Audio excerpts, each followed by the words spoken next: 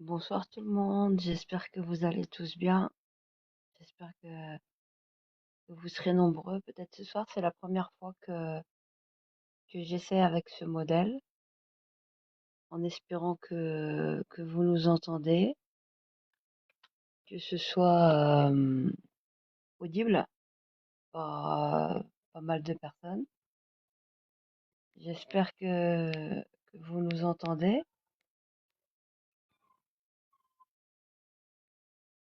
Un instant,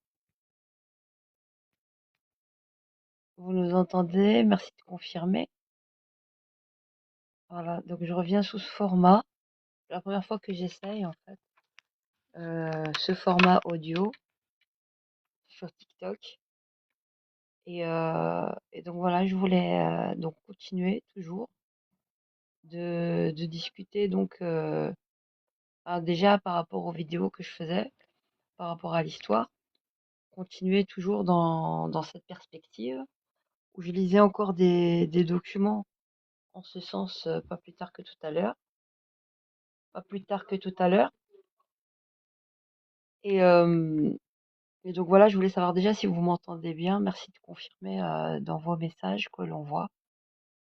Si vous nous entendez, si c'est OK pour vous. Ce format me convient beaucoup mieux, je trouve, pour, voilà, pour échanger vraiment, avec des personnes.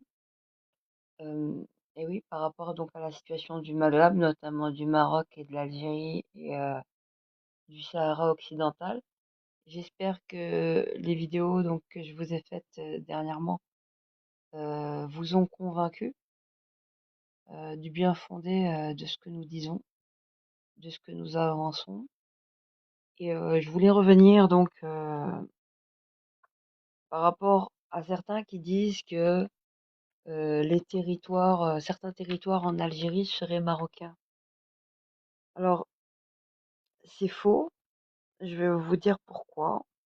Pas plus tard que tout à l'heure, là, je viens de terminer de lire et je suis venue en ligne. La problématique, par exemple, je vous donne l'exemple donc il y a Igli, je vous ai parlé de la colonne de Igli, dans le sud-ouest oranais, et des colonnes donc françaises qui s'étaient installées là-bas, tout comme dans les différents ressorts qu'il y avait tout le long. Euh, et on essaie de dire que ce sont euh, les Français qui auraient raboté le long de la frontière des territoires qui appartenaient au Maroc. C'est faux. Pourquoi c'est faux?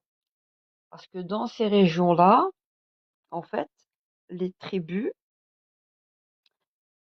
il y avait différentes tribus, d'accord, qui nous étions en 1900, donc c'est-à-dire que l'Algérie était déjà bien colonisée, donc déjà depuis 70 ans, 70 ans.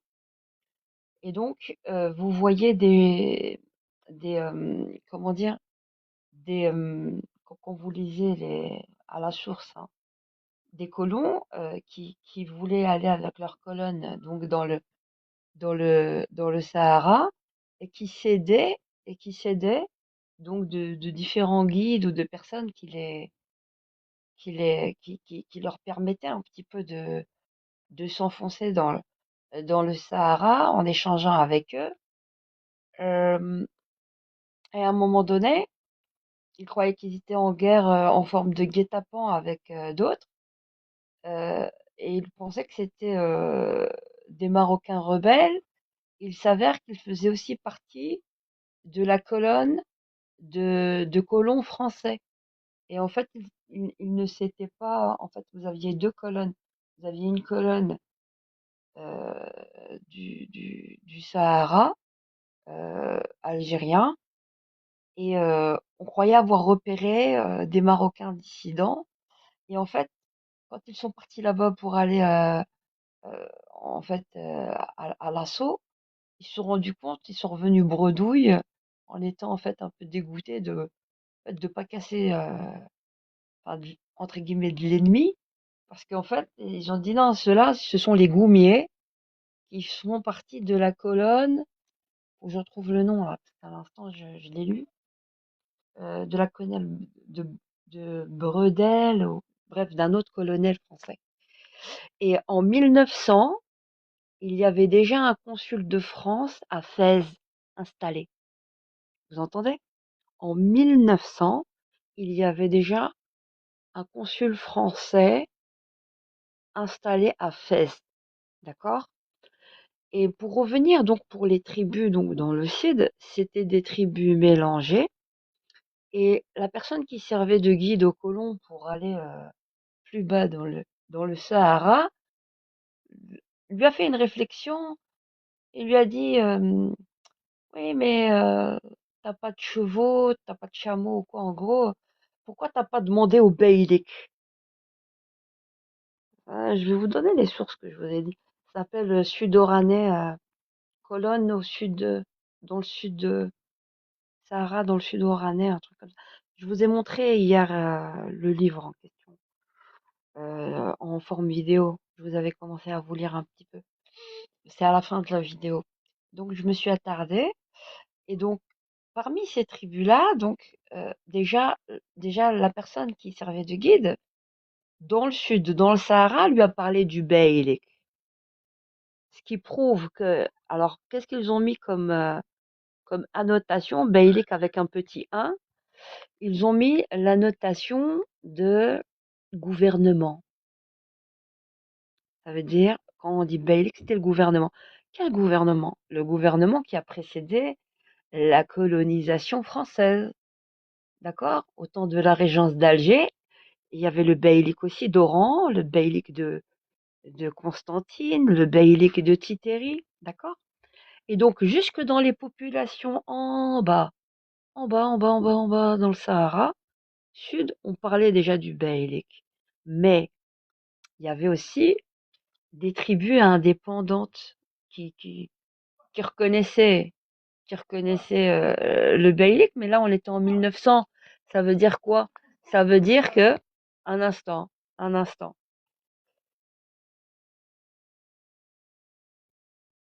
ça veut dire, pardon, donc ça veut dire quoi? Ça veut dire que dans ce sud-là, on savait qu'il y avait ça, mais les tribus, comme je vous ai dit avant, elles avaient toutes, pardon, un chef de tribu qui faisait, qui faisait quoi? Qui faisait donc entre guillemets des réunions avec plusieurs chefs de tribu et qui se rendait auprès du bey et des supérieurs au niveau du bey. Par exemple, dans la région ouest, c'était le beylik de d'Oran. Vous comprenez? Donc, mais ces tribus-là, elles avaient quand même un mode de fonctionnement assez autonome, puisqu'on était vraiment dans le Sahara, au fin fond du Sahara. Et dans ces tribus-là, il y a eu plein de, entre guillemets, de mariages mixtes, n'est-ce pas?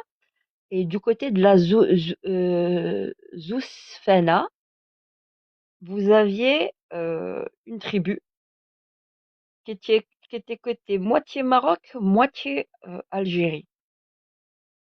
Et quand vous avez les colons français qui sont venus, ils disaient, mais il y a trois, quatre tribus là, indépendantes, qui vont nous poser problème, pas parce qu'ils ne rentraient pas parce qu'ils étaient aussi aidés par les gens d'Ursor et tout ça, mais parce qu'ils voyaient dans le colon français l'ennemi.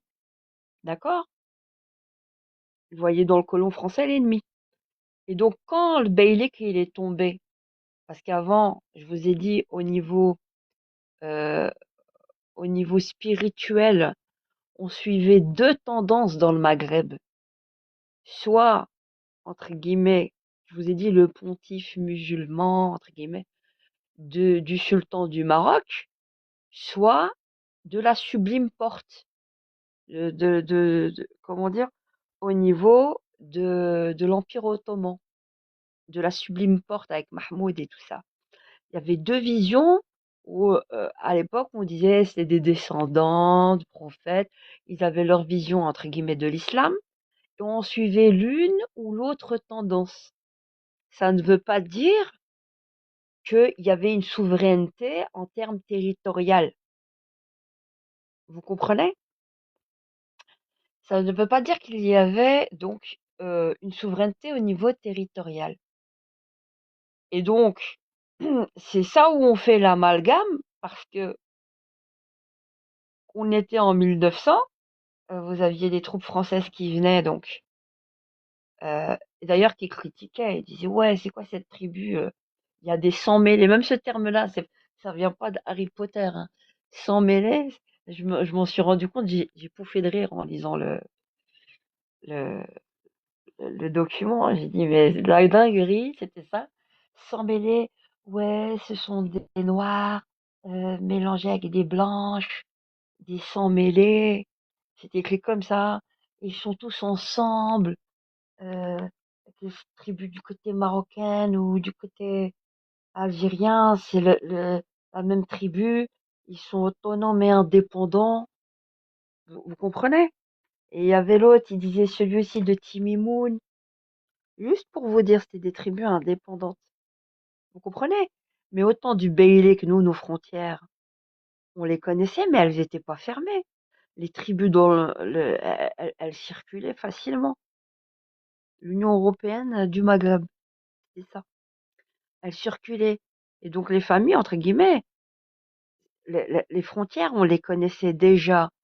Mais les Français, quand ils ont commencé à...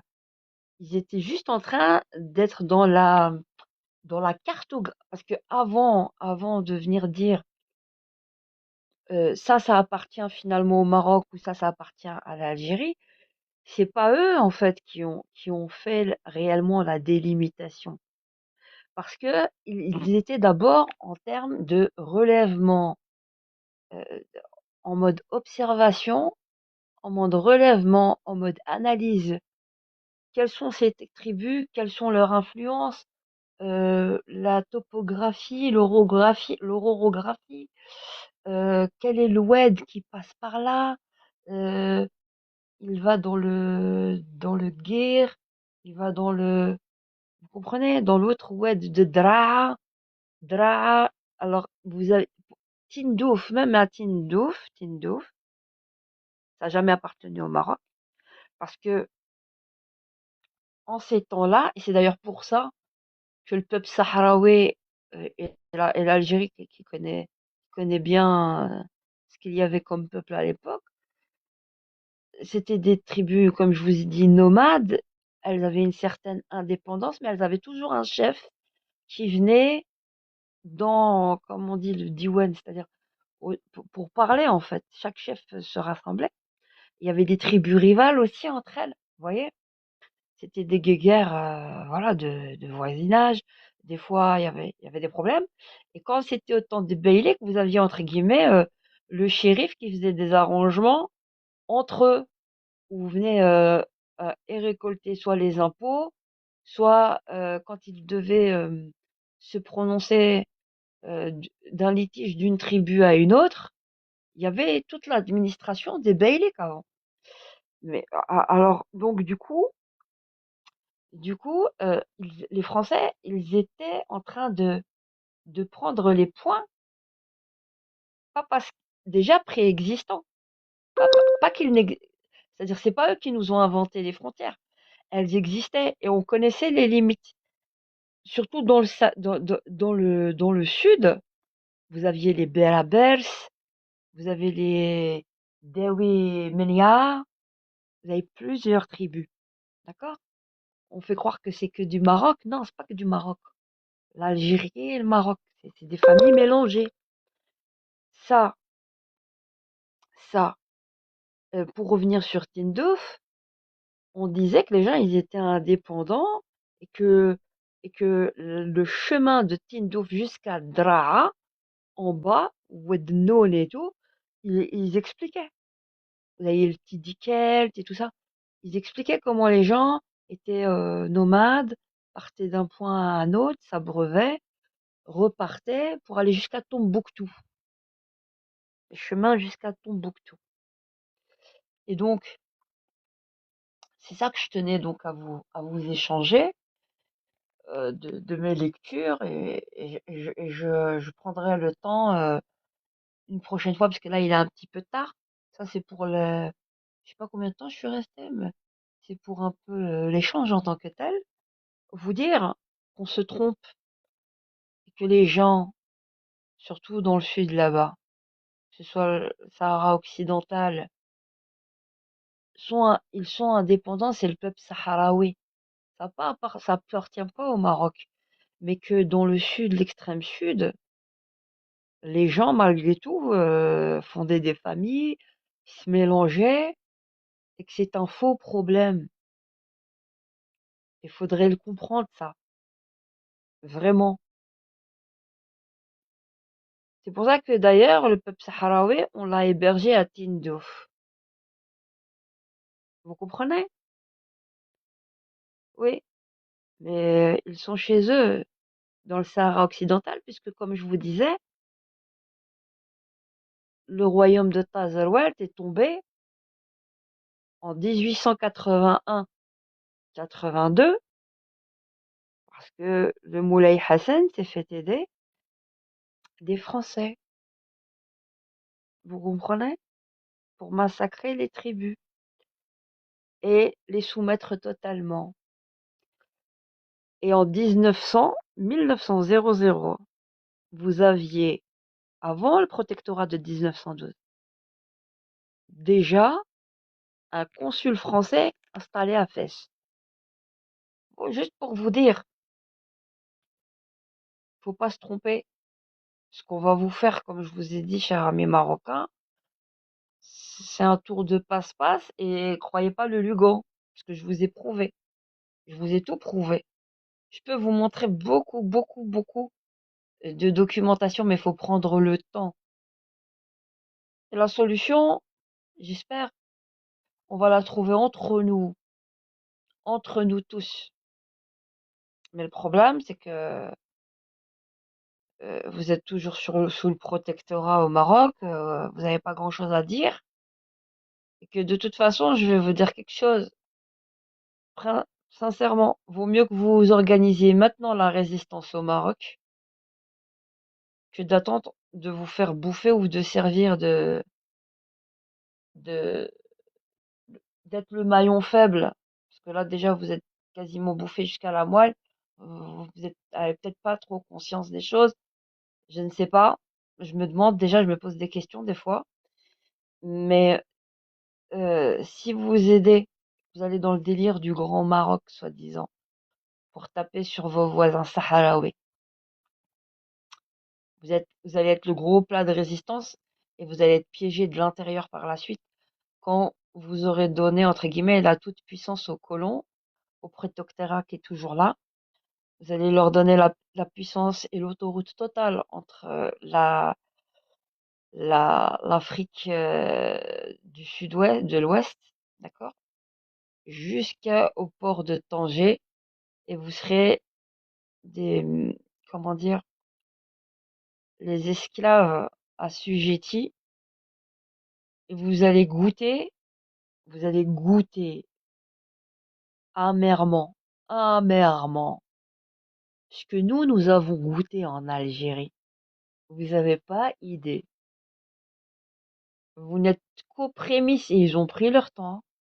Vous n'avez pas goûté. Vous avez goûté un peu, là ça, au nord, au sud, pas beaucoup de pertes, des soumissions rapides, parce que ça a toujours eu l'allure d'un copain-copain, tout le monde est gagnant, on vit dans comment dire, dans la convivialité, le vivre ensemble. Et si vous réfléchissez bien, c'est pas qu'on est contre le vivre ensemble, c'est que tous les postes clés, toutes les usines, tous les trucs qu'il y a chez vous au Maroc, c'est pas vous les véritables propriétaires et qui mangez la plus grosse part du gâteau.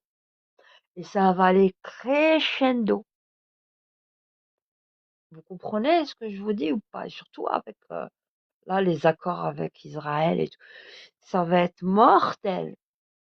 Mortel de chez mortel, ce qui va vous attendre les prochaines années.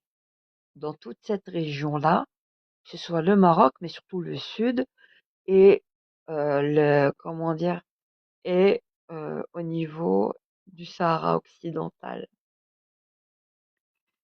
Je vous le dis, je vous le réitère. Ne faites pas le jeu de ceux qui vont se servir de vous et ensuite s'essuyer les pieds sur vous comme un paillasson et ils vont vous terminer. Vous serez déjà tellement crevé de tout ce qu'ils vont vous. Ne croyez pas que c'est pour vous tout ça. Croyez qu'ils nous ont colonisés comme ça en Algérie. On était copains, copains. On était copains, copains. C'était comme vous. Sauf que nous, on avait déjà des grands gouvernements et bien rodés depuis très, très, très longtemps. On a eu des royaumes, on a eu des gouvernements, on a eu Choral démocratique, contrairement à tout ce qu'on peut vous dire, avec au niveau des Dey et des Bey, des bons Bey et des mauvais Dey et des mauvais Bey.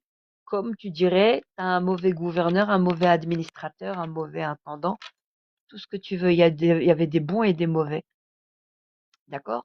Mais on avait une administration et une organisation très rodée, contrairement à ce qu'on veut vous faire croire.